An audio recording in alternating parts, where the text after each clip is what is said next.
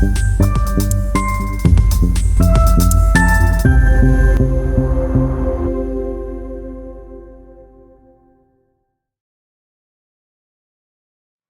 us take a closer look at Google Docs, which is used for word processing. We can start easily by noticing the hamburger menu on the left to help us navigate through the different apps. It tells us what particular application we're using. We can also search within the documents or Google Drive, and we have the waffle menu also available for to navigate to other Google products. You can make changes to your Google account directly as well. Obviously, to it stand out. This is a very minimalistic approach that Google uses. At the top, you can start a new document from blank, or you can select from the templates. There are quite a good number of templates available, and they are grouped accordingly. You have resumes, letters, personal, work, education, sales, legal, and more, which you can choose from so you don't have to start from scratch. Let's get back to the third option. So first, you can open a blank document, start with the template, or you can open an existing document. The existing document, again, just like we saw with Microsoft Office, you can view it in a grid format. You can also go ahead and set up sort options, or you can go directly to pick a file from your local machine. This gives you, the grid view gives you a screenshot of what the document looks like, and you can go from there.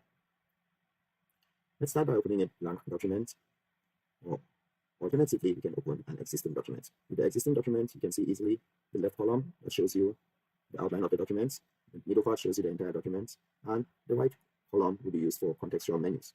In the top, you start with the name of the document, which can be renamed directly. You can go ahead and start the document to make it a favorite, and it shows you the status if it is saved online or offline. The menu items are consistent across all Microsoft apps. You can hide your menu or show your menu. Also, you can check out the version history, the different changes that were made and by at what time, by who. You can also add comments or check out the comments. You can present this document directly in a call, or you can share the document with others for collaboration purposes. If necessary, you can get assistance with this document, maybe summarize it or postulate anything you need. The mode can also be modified for editing or viewing, or you can start suggesting changes to be made in the document. Readability counts, so you need to proofread the document, you can do that directly. The menu icons you see here are synonymous to what you see with Microsoft Word Home. Navigating through the menu, you have the Home menu, or File menu, which you can use to open a new document or open an existing document or make a copy of the document you're looking at. There are many other different options in the File menu.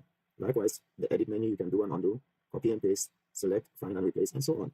With the View menu, you can check the mode of viewing, as we've seen before, editing or viewing, view comments, and so on and so forth, including full screen view. There are many things that could be inserted, including images, tables, charts, and so on and so forth. You can even insert watermarks, headers, footers, page numbers, and so on, including other documents and emojis. Formats, again, you can see most of the formatting options in the home page or on the home screen. You can make formats or clear formatting. Tools are available for you, including extensions which could be added. If need be, you can go directly and search for help. Not necessarily just searching the menus, but you can also search online and other ways to improve your documents. In a nutshell, that is what Microsoft, or should I say Google Docs, does for you. Very similar to what you do with Microsoft Office, Word, and this is how you get to start with a new document. Again, this has got AI to help you write, and so on and so forth, creating drafts, which we will not be using, rather we will go directly to user template. So let's rename this document and call it test document. Once you click out, it saves it to the Google Drive. We can go back to the Docs homepage by clicking on the icon, which takes us to the Docs homepage. From the Docs homepage, we should be able to see the document that has already been saved. Let's go ahead and change this back to list view. And there are a bunch of resumes we can use if we needed to start from the templates. So let's check out some of the templates. Let's say we are interested in starting a freelancer agreement or a playful report for educational purposes. You simply click on that and it should be good to go. Changes can be made as needed. Again, remember the first thing you want to do is rename the document, make changes.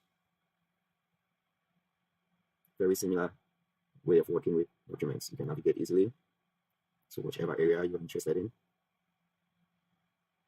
Again, save it to or move it into another folder in your Google Drive. That's it for Microsoft Docs. Let's dive into Excel. Before we dive into Excel, let's take a look one more time at some templates or some existing documents in Microsoft, or should I say Google Docs. As you can see, Google Docs, I really highly recommend it to use it for resumes. There are a lot of resume templates that you can use. For instance, let's take a better view with the grid view. From the grid view, you should be able to see a bunch of different resumes. At least it will give you a screenshot of the resumes that you can take a look at. So I scroll down and locate some of those resumes available. Again, so you can see from here. So let's take a look at some of the existing documents, mostly focusing on the resumes.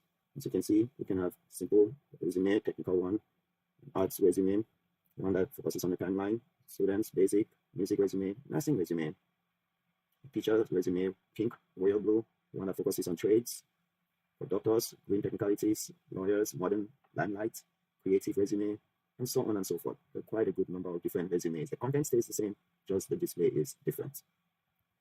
Let's take a look at one of the resumes and see how we can save it in a format suitable for us. You can click on the ellipsis, the 3 dots, to either open a new tab, rename it, or make it available offline. So if you're not connected to the internet, you can still make changes to it. So let's open it on a new tab and go from there. Once it opens up, you should be able to see all the information on your resume. You can change the zoom level or make it bigger. From the file menu, you can actually share this with others by publishing it to the web or adding it with the email. You can also email it, the file itself directly, or download the copy in one of the various formats. Microsoft Word, open document format, mostly used with OpenOffice and LibreOffice, rich text format, portable document format, plain text, and so on and so forth. So that's how you can collaborate with this. You can also check out the version of the document or print a hard copy for your use. Alternatively, you can share it directly by copying a link that can be made accessible to anyone to make changes as an editor or just to view it as a collaborator.